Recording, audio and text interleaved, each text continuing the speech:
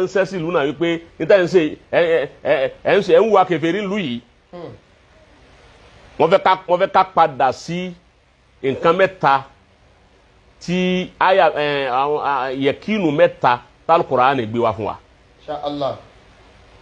ọgbọ́ Ayakumullah. níta ń pè ní yẹkín òun ni àrídájú àrídájú mẹ́ta yẹn alákọ̀ọ́kọ́ ń bẹ òun ni ilmul yẹkín àfa ẹni tó bá jẹ́ mujtahid tó jẹ́ dáì tó fẹ́ ṣiṣẹ́ dáwà ó gbọ́dọ̀ kọ́kọ́ mọ̀ tí wọ́n ń pè ní ilmul yaqin kó sì mọ̀ tí wọ́n ń pè ní ainul yaqin kó sì mọ̀ tí wọ́n ń pè ní haqqul yaqin. Insha Allah. Ilmul yaqin. Ainul yaqin wa haqqul yaqin. Masha Allah. bẹ́ẹ̀ ọba ti mọ bí mẹ́tẹ̀ẹ̀ta yóò ọba ti jòkó sí yàn la ó ti yẹ wa ọkàn mọ onímọ̀ ni ọ wà dómùgọ̀ ọ dà láì màkàn torí pé ó ti dájọ́ mi lọ́kankan wọ́n bá fi nǹkan wọn hàn mọ́ ni mo túbọ̀ yẹn màkì báyìí ni èyí rí dáadáa tẹ́lẹ̀ ni. so ilmul yaqin mufaddal òun ni kí èèyàn gbọ́ wípé wọ́n ń bọ òòṣà ńlọrin. kéèyàn gbọ́. èèyàn gbọ́ pé wọ́n ń bọ òòṣà ńlọrin. gẹ́gẹ́ bí ìtọ́ wa pé wọ́n á dákọ̀ òòṣà mẹ́ta tán bọ́ lọ́rin ọ wá dákọ̀ mẹ́tẹ̀ẹ̀ta ilmul yaqin àmọ́ kò tí ì dé ilmul yaqin àfi kọjá sí pé ẹni tó sọ̀rọ̀ yìí ó jẹ́ ẹni tó jẹ́ onímímọ̀ ó ti yé báwọn akhbaraka man tasiku bihi. ẹni tó gbé ọkàn lé. man tasiku bihi bisidikihi ẹni tó ọmọ pé olóòótọ́ èèyàn ni fún ọ kò yé sọ̀rọ̀ kọ́ parọ́ rí wọ́n ní wọ́n àwọn ń bọ̀ wòsàn níbi báyìí tí wọ́n mọ̀ pé ò tí ì débẹ̀ àmẹ́ni tó sọ̀rọ̀ yìí ẹni tí ì parọ́ ni ilmu yaqin lónìí o ìmọ̀ àmàdájú nù tọ́rẹ́ ẹni tó sọ fún ọ ẹni tí kì í parọ́ ni tó mà ní. Inshallah. tọ́ba rí wọn ò tí wàá gbọ́dọ̀ dájọ́ tọ́ba pé tọ́ba pé ẹni tó sọ̀rọ̀ lódodo yẹn ni kì í parọ́ fún ọ ò tí ì gbọ́dọ̀ wá wí toró ṣe ti kọjá pé àkọ́kọ́ ọ̀rọ̀ tí ọkọ̀ palẹ̀ yìí tó sọ fún ọ. ọgbọ́ yọ ẹsẹ̀ wa kọ ẹlẹ́ẹ̀kejì tí wọ́n ń pè ní ainul yaqin ọwọ́ ni à wọ́n ń bọ òòṣà ńlọ ni wọ́n ń bọ òòṣà ńlọ ibo ni wọn kò èso bí wọ́n máa bọ ọkùnrin àwọn máa bọ èso lọ ni o jáde bẹ́ẹ̀ bẹ́ẹ̀ ni ọwọ́ adé bẹ́ẹ̀ ọwọ́ àjòkó ńlọrin ọmọ wa lọ bẹ̀ ní everyday at least ó lóṣù kan ibi wọn bá ń bọ nǹkan túláàsì láàrin oṣù kan wọn gbọ́dọ̀ dé bẹ́ẹ̀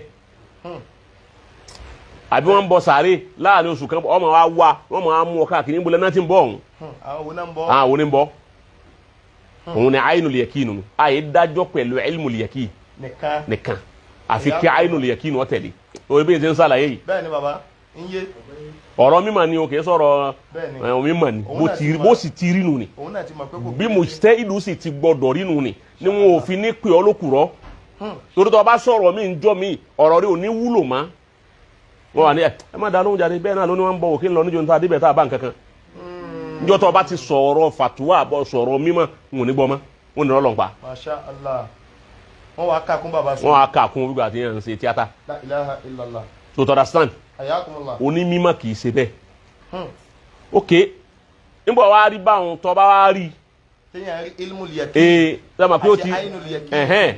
ọwọ́ ni òkè sóbìrè ok ṣé òkè tá máa bọ́ ni ok lápèjúwe ọlọ́run ò ní járí lọ ni ọlọ́run ò ní járí o ọlọ́run ò ní járí o ọwọ́ bá àwọn kankan bẹ́ẹ̀ bí àwọn àjẹkù nǹkan tí wọ́n dà síbẹ̀ síbẹ̀ dúró ibẹ̀ rí tán da epo síbẹ̀ ibẹ̀ rí tán da kíní síbẹ̀ ibẹ̀ rí gbá mbẹ̀ ibẹ̀ rí nǹkan kan mbẹ̀ ibẹ̀ rí pèsè mbẹ̀ ibẹ̀ rí gbogbo ẹ̀ o ti ní ainul yaqin nu orí inú wàláhì o ti gbọ́dọ̀ dájọ́.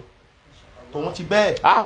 tó bá jẹ́ àfa òní mímọ́ bí n ti ń sọ yọ gbọ́dọ̀ yí ọ ọ tí gbọ́dọ̀ dájọ́ o ti bá wọn tó fi wá rí ẹlẹ́ẹ̀kẹta tí wọ́n ń pè ní haqqul yaqin haqqul yaqin ni pé ọba aṣára o ti bá wọn dhalika shay bi nafsik o ti bá wọn hatta tubashira bi nafsik bá aṣára wo ni ó rí life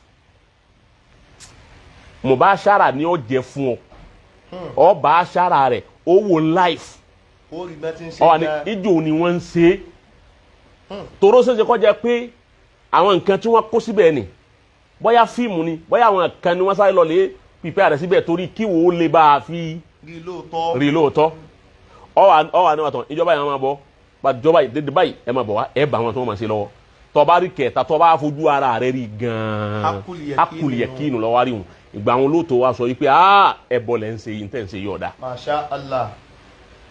Àmọ́ kìí ṣe kó jòkó ńlẹ̀ rẹ. àmọ́ kéèyàn wà ń bì kan kó wá ní wọ́n ń ṣe nǹkan bì kan kéèyàn wá sáré sọ lórí nẹ́ẹ̀tì.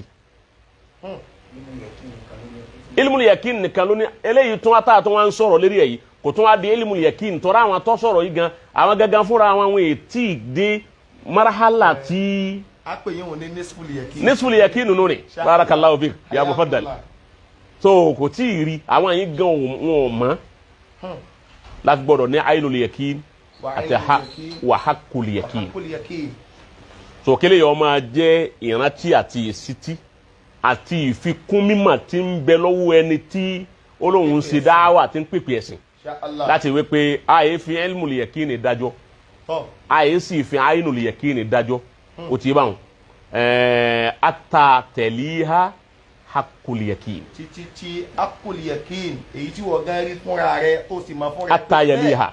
tí ó fi wá tẹ̀lé bẹ́ẹ̀. ata yẹliha haqqul yakin. kí mẹ́tẹ̀ẹ̀ta ó pé tó bá ti pé sí ọlá tó ti rí báyìí ìgbà wọn ló tó lè ṣe isdaru fatwa lórí irú nǹkan yẹn tí o to understand. àmọ́ èmi máa dúpẹ́ lọ́dọ̀ Ọlọ́run wípé ànábì tọ́lọ́run rán sí wa tọ́jà ànábì wa ẹnìkan tó lè sọ fún wa wípé n tà ń ṣe kódà àbí kó lè sọ fún wa pé bí lọ́ọ̀rì ti rí tó yẹ pé ìmọ̀lẹ̀ ló pilẹ̀ rẹ̀ ìmọ̀lẹ̀ nísìnyí bẹ́ẹ̀ dòní kò sókùn kò kankan lẹ̀ àtàlíyọ̀. bẹ́ẹ̀ ni bàbá. bẹ́ẹ̀ yẹn bá wọ́ bá ń bọ̀ gbogbo olùtọ́ bá dé yà yín atẹ́gùn tí ó fẹ́ lù ọ́ yàtọ̀ fún gbogbo èyí tó ti ń bá bọ̀ tẹ́lẹ̀. ojú rẹ̀ ó sì máa rí nǹkan kan tí ń jẹ́ mọ́lẹ̀ tó rí rẹ̀. kọ́dà tó ń gbé bọ̀ gan ó sì dì mọ́lẹ̀ mọ́ lọ́wọ́. nílọrin bọ́lọ̀ ń ti sílùú wa nù ni. bẹ́ẹ̀ yẹn bá gbé mọ́lẹ̀ kúrò ń bí yóò sì tún tàn mọ́lẹ̀. yóò tún tàn mọ́lẹ̀ bí ó dé. Masha Allah. so bí mọ́lẹ̀ ń ti wá rí yìí kẹ́nìkan tún wá rí pé òòṣà kan àbẹ́bọ̀ kan bẹ ní Ìlọrin kíní òun lé ọgbọ́ a máa dúpẹ́ lọ́dọ̀ Ọlọ́run pé ànábì tọ́lọ̀ rán sí wa ọ̀gá wa ànábì dáa púpọ̀ ju gbogbo àwa tá a là ń ṣe tiẹ̀ yìí lọ. Masha Allah. àwa tá a là gbèsè rẹ̀ dání wàláhì àdàbí ànábì.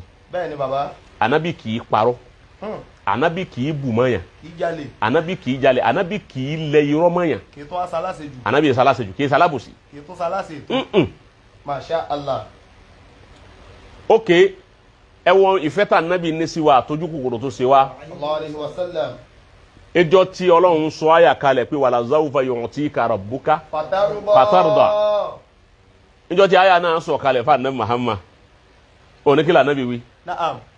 anabi ni Ọlọ́run ní wala zawfa yu'tika rabbuka fatarda. èmi Ọlọ́run wọn padà fún rẹ̀ anabi ní ntí yọ̀yọ̀ nínú tó bá dal kìyàmà. ntí fún tínú rẹ̀ ó dùn tí ó yọ nínú tó bá dàlù kìyàmá yọ ǹda rẹ̀ fún ọ pé àdéhùn nù ni. bẹ́ẹ̀ ni bàbá. anabi wa sọ fáwọn sahaba wípé wàláhi la àrùdọ̀ ní yọnu sí nǹkan kan tọ́lọ̀ ń bá fún mi àdéhùn tọ́lọ̀ ń bá mi ṣe wípé òun ó fún mi ní nǹkan tí ó dùn mọ́ mi tí yọnu sí ó ní la àrùdọ̀ ó ní yọnu sí nǹkan kan tọ́lọ̀ ń bá fún mi tó bá dàlù kìyàmá wàwá idun min ummati fi nnar. La ilaha illallah. ọ̀lẹ́ ka hadisi anabi ni. gbogbo tí Ọlọ́run bá léwu kó fún un bóun bẹ rí ọ̀kan nínú àlùmọ̀ wọn anabi nínú náà. anabi nínú wọn ni yọ. nínú wọn ò ní dùn. La ilaha illallah. hadisi ni ọ̀lẹ́ wa. ìfẹ́ nù bá. bẹ́ẹ̀ni gbàtà yà sọ kàrìkì wàlá sawfa yu'tika rabbuka fatarda. Ọlọ́run ni mo bọ́ ọ̀sàdéhùn èmi Ọlọ́run wọn padà fún ọ ní nǹkan tí ó dùn mọ́ tó yọ́nú sí pàápín ntí ó dùn mọ́ ọba dàrí kìyàmà anabi wa ń sọ fáwọn sàhábà pé àdéhùn tọ́lọ̀ ń bá mi ṣe ni àmọ́ wàláhi la àrùdọ́ wà wáhídùn bí min ummati fi nnar ní yọnu sí nǹkan kan tọ́lọ̀ ń fún mi wá fún mi láti kìyàmà kí n wá rí ẹnìkan kọ́ máa wá wọnú ná inú òjò ẹ̀ inú àlùmọ̀ mi tí ń kírun lẹ́yìn mi tí ń gbàwẹ̀ lẹ́yìn mi tí ń ṣe tèmi kọ́ wá wọná. Masha Allah. gbà tá anabi wa wí báwọn èyí tá a wá ha iná fúnra wa bí ìgbà tí a ha bisikíìtì. ẹlòmíì ha náfa ó tún ha fún babẹ. bẹ́ẹ̀ni so èyí òun àdìsí yẹn náà èyí òun náà jẹ́ àmà pé ànábì ó dàbí wa bá nàbí bá dàbí wa ní gbogbo àlùmọ̀ tá à ń bẹ lóde lónìí oníṣẹ́ni tí wà àlìjánà yóò ti tilẹ̀kùn àlìjánà gbẹ.